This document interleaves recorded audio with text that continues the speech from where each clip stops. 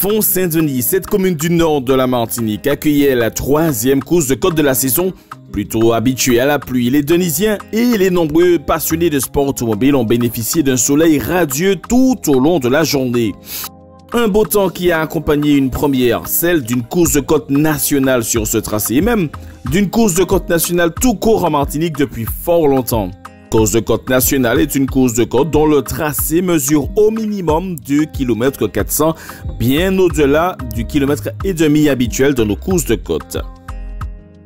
15 pilotes étaient inscrits sur cette compétition, mais comme à l'accoutumée, certains n'ont pu prendre le départ pour des raisons diverses. Ainsi, Woody Rodney, Thierry Cadet, Sébastien Sulter, Katia Dumas et Georgie Fagou montaient à l'appel ce dimanche matin. Il suffisait d'être classé pour être dans le top 10. C'est la position à laquelle a terminé Emmanuel Dumas, toujours en prise en main de sa monoplace Norma M20F. Pour lui, cette course était un nouveau test. Aujourd'hui, c'est le grand jour d'essai. C'est une voiture que j'ai achetée et que j'ai dû reprendre entièrement parce qu'elle ne me plaisait pas. Le plan mécanique. Et là, j'ai fait pas mal de travaux dessus. Donc j'attends aujourd'hui pour savoir si je suis satisfait. Pour dans 15 jours être en Guadeloupe. Voilà. Donc, si vous entendez que je pars en Guadeloupe, c'est que je suis content. L'auto marche bien. Et après la montée libre, les 2 montées d'essai et les 4 montées de classement, notre Mano national en sait encore un peu plus sur son véhicule et les Guadeloupéens ne sont pas prêts à le voir passer sur leur terre. Non, je n'irai pas parce que j'ai trop de problèmes. Je lui avais toujours dit que je veux bien à la caféière en fonction de la course d'aujourd'hui. Et là, je constate qu'il reste encore des problèmes. Par exemple, c'est un véhicule qui était réglé circuit. Eh bien, elle freine bien sur l'arrière, mais sur l'avant, il n'y a pas de frein. Il faut commander des plaquettes plus tard sur l'avant. Deuxièmement, j'ai un problème au niveau du boîtier papillon. Ça change de régime à tout moment et ça enrichit et la voiture peine à repartir. Donc je ne suis pas encore en osmose, je ne peux pas partir. Le jour, ça sera bon, j'irai. Mais pour l'instant, je n'irai pas. Si pour Emmanuel Dumas, l'objectif était de peaufiner les réglages de son auto, pour Anthony Kossou et sa Clio F2000 bien chez nous, l'objectif était tout autre. Ça va très bien mon gars. Pour cette nuit, comment tu abordes ça en course de côte? Déjà j'ai jamais couru à Font-Saint-Denis, donc on verra. Hein. Je peux rien te dire pour l'instant. On va parler de ça après la course. L'objectif? Fini. Il a fini, mais le bilan est plutôt en demi-teinte. 9e place avec quelques soucis techniques et des petites erreurs, mais l'objectif est atteint. J'ai fait 2 tout droit. Après j'avais un problème de pompe à essence. Sinon ça va. Tu t'es amusé quand même? Comme un fou. Là, ça s'est bien passé. Bonne journée. Sincèrement, j'ai pris mon pied. Il fallait ramener l'auto, c'est tout. C'est le plus important. Moins de 2 secondes et demie devant Anthony Kossou, on retrouve Tony Tourelle qui a lui aussi passé une bonne journée malgré quelques petites péripéties avec ses 208 R2. Souvenez-vous, au Diamant, il avait roulé avec des soucis de sélection de cartographie moteur, problème qu'il a de nouveau subi ici avec notamment des montées en cartographie pour la route ouverte, un peu comme le mode éco de la voiture de Monsieur Tout-le-Monde. Malgré cela, Tony s'est amusé. C'était bon, il faisait beau. Tu as présenté un peu le mauvais temps ici? Non, pas du tout. On fait avec le temps. C'est pas un problème. Mais ouais, comme d'habitude. Ce tracé de Font-Saint-Denis est spécial, très étroit, technique et sinueux, mais sur certaines portions, des vitesses assez élevées peuvent être atteintes. En plus de tous ces paramètres, nos pilotes ont dû apprendre par cœur un tracé de 2 km 400. Ce n'est pas un exercice facile comme nous le décrit Michel Akari. Maintenant, on va rouler beaucoup à vue, je pense, hein, parce que par mes connaissances un petit peu du circuit, le circuit est long, beaucoup de virages se ressemblent. Enfin, ils se ressemblent, mais en même temps, ils peuvent être piégeux. Donc, ben voilà, c'est tout simplement les seules difficultés qu'on peut rencontrer. Donc, ben voilà, on verra ce soir. Michel Akari au volant de sa tracking qui paye cette méconnaissance du parcours avec une 7e place. Il en a appris beaucoup sur le circuit et nous dit un peu plus. Ben, c'est vrai qu'elle est vraiment particulière. C'est vrai que pour trouver vraiment les bons réglages, les bons rapports, je cherche, non, c'est compliqué, Mais elle va vite, hein, c'est extrêmement rapide. Des cordes, ça il faut oublier avec ce type de voiture-là. Donc, ça serait à refaire. Je pense qu'il faudrait vraiment étudier bien les rapports de boîte. Mais bon, cela dit, l'auto n'est pas adapté à ce type de terrain-là. J'ai pas beaucoup de chevaux, mais il faut les exploiter toujours entre on va dire 11 000, 12 000, 13 000. Mais sur le plateau là, c'est difficile à garder, quoi. Voilà. Et dès qu'on redescend un petit peu, le couple manque. Et puis voilà. Après les petits ponts, oui, mais je me suis amusé quand même, c'est ça le plus important. C'est vrai que bon, ça partait un petit peu mais on se rattrapait. Non, c'est une bonne journée. C'est une bonne journée. Quand je vois que la voiture elle est là, les vitesses qu'on prenait dans l'espèce d'enfilade là où ça ne permet pas d'erreur parce que la route c'est juste le grandeur de la voiture, on va dire. Donc voilà, je suis content. Très très belle bagarre pour la 5e place entre la Subaru Impreza de Jean-Marc Labou et la Peugeot 106 de Yannick Pam. Jean-Marc qui effectue un retour à la compétition après quelques années d'arrêt et quelques évolutions sur son véhicule. La reprise c'est un peu difficile, hein. C'est quand on sera sur la course en PA. T'as apporté des améliorations à la voiture? Oui. Il y a quoi dessus le produit? J'ai changé la ligne d'échappement, j'ai changé le turbo, j'ai changé le collecteur. Les amortisseurs, j'ai mis des amortisseurs 3 voies maintenant. On verra. J'espère qu'elle va tenir. Et elle a tenu sa voiture, tout comme celle de Yannick Pam qui a failli ne pas être présent.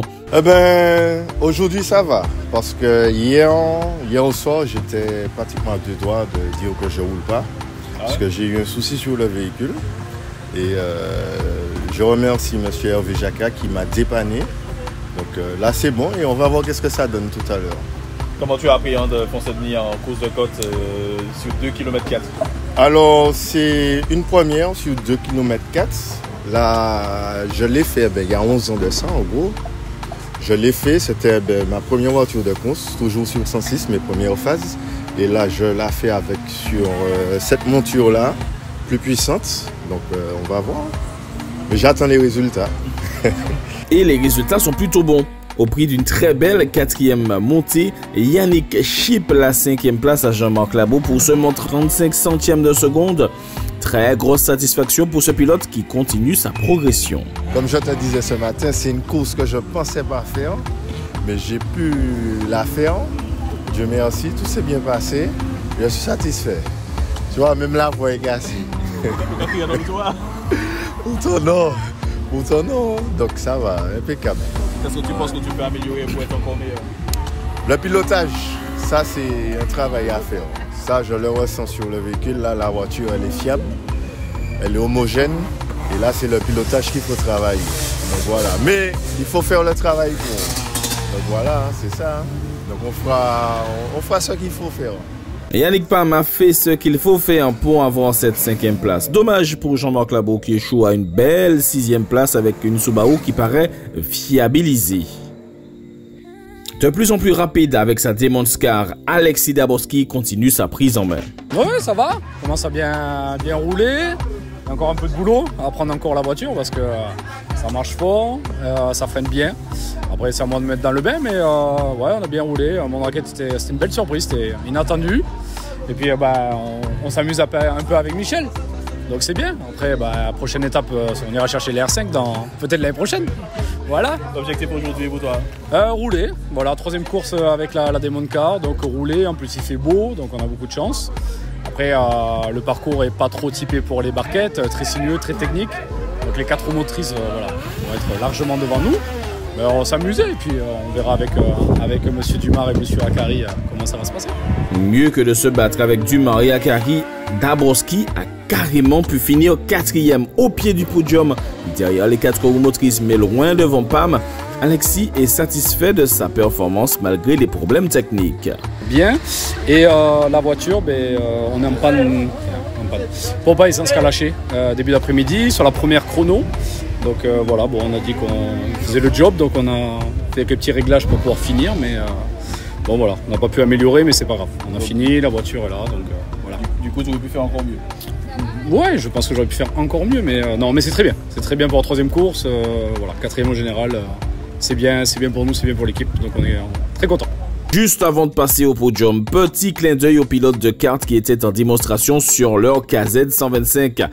Gérard Boué Sauveterre, Raymond Cadreau et Widi Descar ont fait le show avec ces petits bolides fort rapides.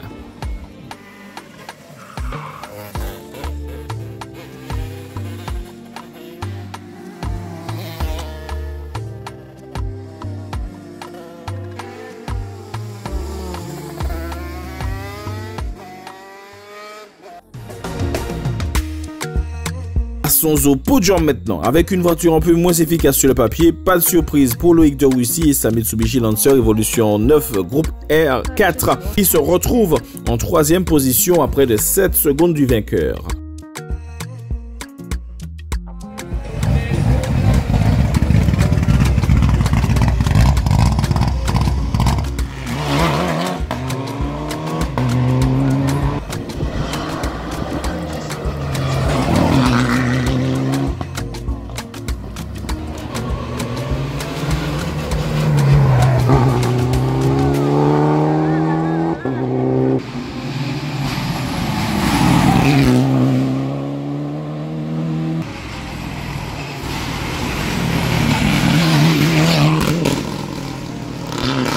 Ce champion de Guadeloupe a continué sa quête d'expérience pour progresser, mais ce n'était pas facile. Pour moi, c'est spécial. Mon copilote m'a beaucoup manqué, tiens. Après, je pense qu'on a pu rouler tant bien que mal. On pouvait faire beaucoup mieux encore avec plus de connaissances et de reconnaissance. Derrière, la voiture, elle continue son petit bonhomme de chemin, toujours au top. Il y a un petit bruit qui m'interpelle qu'on va essayer de travailler dessus très rapidement. Sinon, le pilote, je pense qu'il a envie d'entrer en Guadeloupe aussi. Justement, c'est un beau galop d'essai pour le Nord Grand Terre. Avant le Nord Grand Terre, on a café hier le 15 mai, et après le Nord Grand Terre à la fin du mois, 27-28. Tout c'est un beau galop et chez vous, c'est le top comme d'habitude. Très beau galop d'essai pour Loïc de Roussy, mais pour le pilote de la DS3 R5, Steven Rosman, il ne fallait plus essayer mais réussir à devancer Rodrigue Théodore, même si au matin du dimanche, Steven nous a fait un petit aveu d'impuissance. Ça reste une course de cote, donc on sait déjà les résultats sur une course de cote. Non, c'est très bien, c'est la première fois que nous participons sur cette course de cote-là, qui date du temps de mon père, donc c'est bien pour l'innovation, c'est bien pour le retour sur des routes que nous ne connaissons pas en course de côte. Et puis on verra sur le long de la journée si le temps reste clément et le résultat aussi. Alors c'est quoi tes objectifs sur cette course? Rouler, de toute façon nous avons clairement vu que la DS3 est quand même un ton en dessous de l'Apollo qui est une nouvelle génération. Maintenant voilà, on est compétiteurs, on ne baisse pas les bras et on verra le résultat final. Le tout c'est de se faire plaisir et puis de s'amuser avant tout.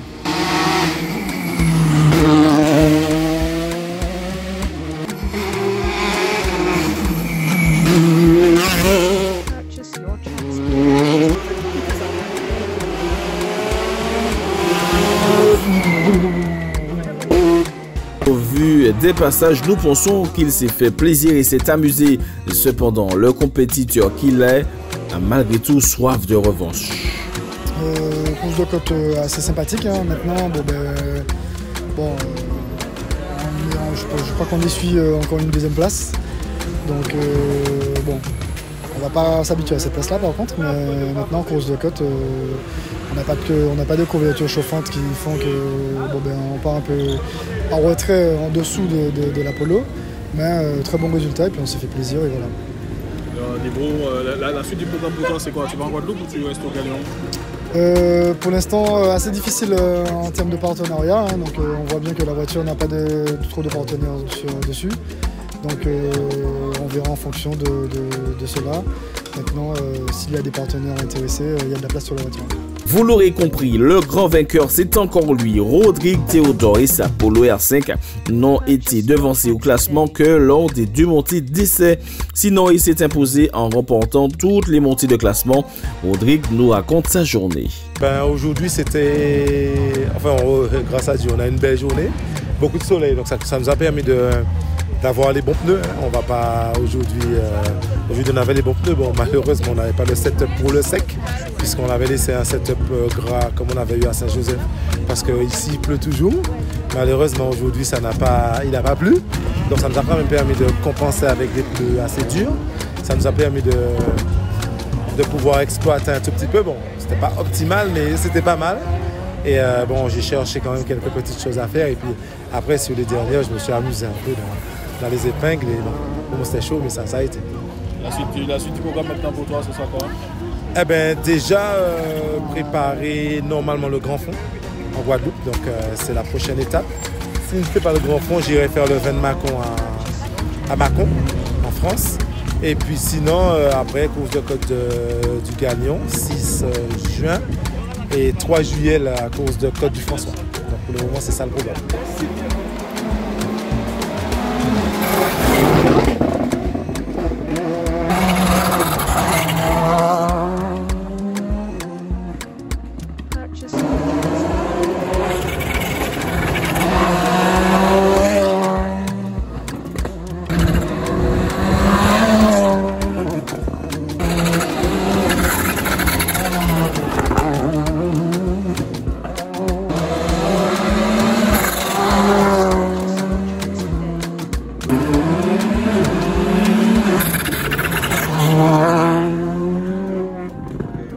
Vous l'avez constaté, de l'avis de tous, même de ceux qui ont eu des soucis techniques, ce fut une belle journée passée par tous à Font-Saint-Denis dans le cadre de cette 3e montée du championnat des courses de côte. Restez connectés sur Vango pour les courses à venir.